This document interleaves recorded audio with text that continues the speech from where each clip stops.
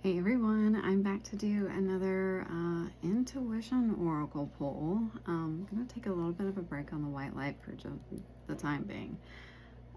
Simply because when I tried to pull, Spirit doesn't have anything to say. So we're just going to go ahead and move on to intuition oracle. And tonight we pulled the Judge. The number 8 could be significant. Affirmation. It says, I am relentless in my pursuit of honesty and justice. And here is the card. There is a whole lot on this card. So let's get into it. All right.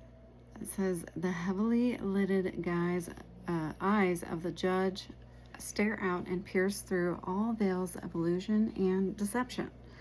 Okay, like the god Pluto, who decided who went to the upper and lower regions of the afterlife. Nothing escapes his gaze or his judgment. His long, flowy beard is the sign of his age, and the wisdom at the time confers upon all who observe in quiet contemplation. His concentration is so intense as to become hypnotic as to all who gaze upon him. All they can see is his head, for that it is where the totality of this being is concentrated. He sees danger and knows that his heart might betray him if he allows feelings to be touched by pity or compassion. He only wants to see clearly through the confusion swirling around him, and yet he knows that to do so, he must rely on his intuition when there are too many moving parts to see them all clearly. It is impossible to tell how he feels about what he sees. The band around his head is just a reminder to him to avoid betraying his emotions by any inadvertent facial expression. He has learned through painful experience that a wise person keeps his own counsel. He is quite sure of his words if he ever decides to inform another of what he knows. When that happens, his words will issue forth like lightning bolts that emanate from him. If those who his words are directed at are not prepared to make use of this knowledge, then they will be hurt by them. Those who are secure in their being can profit from his words, but only if they ignore whether they were meant to heal or harm. If his judge is pronounced and is not heeded, if his judgment is pronounced and it is not heeded, you can be sure that he will never waste his time on that person ever again. For him, they would cease to exist. The judge puts everything in its own place. As symbolized by the circles surrounding by the distinctive designs, everything is either itself or it is not. There are no in-betweens, and he does not do anything by halves or without passion. While the upper 2/3 of his face reveals the nobility of his intentions, his lips show the sensuality that enables him to identify with the most basic and even the basest concerns of humanity. His judgments are born of his own unflinching and rigorous self-judgment in his quest to live life to the fullest. For the heart of the matter, times that are ripe for long-needed change are often frightening and confusing, but you must go on in spite of your fears. At times like that, there is no time for pleasantries, tact, or beating around the bush. It is crucially important that you face up to things the way they really are and not see them the way you would like them to be.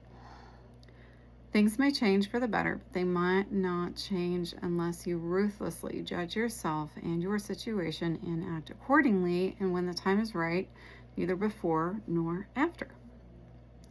If your intuition is telling you that someone may be lying to you, including yourself, or judge you falsely, then you must be careful to find out who, why, and how. It is very important that you be sure of your situation before you act. Do not accept criticism that says you are too judgmental. Judgment has its time and place, and your judgment is a gift meant to protect you. Yes, 448 as I end that. This is absolutely a message for you honing in on your gifts of discernment, for you being able to call on your own inner strength, your own inner judge. It's critical that you are able to self-reflect and also be able to see things from a perspective, not from a place of ego, right? So you're able to see everyone else for what they are and not, what you want them to be or what you wish them to be or what they appear or want you to believe. You see them for who they are, okay? Now that might seem like very, very hard to do, but it really is. To hone in on that ability is incredibly hard. But as with anything else in life, Spirit will put you through all of the trials and tribulations you need in order to hone in on that skill should you need it. If you are a person that is going to need it, they will put you through a very rigorous training exercise so that they can show you how to harness it, trust it, and use it to your own best ability.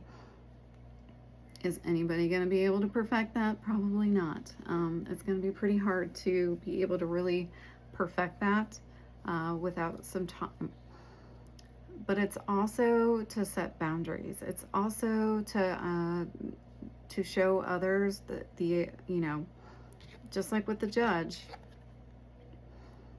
if you can't handle the wisdom that they bestow upon you the first time around, they're not going to waste their energy on you ever again. Be careful about who you're passing judgment on, because you never know what kind of valuable information that they do have. That being said, confirmation. It's very important for you to know, oh my gosh. It's very important for you to know that when you come across these people, it's going to be, I'm going to give you a little bit closer look. This guy don't play around, okay? This is a show up as you are, don't show up as you are, and he does not care. Show me who you are or walk away. And if you don't show me who you are, I'll find out who you are and I'll make you walk away, or I'll walk away, or I'll cut you off, or whatever it is. This is a no fluff, no BS, no, it might seem a little bit not tactful. This is going to be a person that definitely, they know what they want, they know what they're looking for, they know what's required, and they know how another person should interact with them in order for it to be genuine and authentic and for them to be their real selves, which goes back to the gift of discernment. 811, as I say that. When we have honed in on the gift of discernment, we oh my goodness, words, we will be able to not only be true to ourselves, but we're able to be our most authentic self to others. And when we're able to do that with others and around others, we inadvertently teach other people how to do that for themselves. Confirmation verb. So I hope that this helps you guys. I hope you all have a beautiful night. Thanks so much. Bye.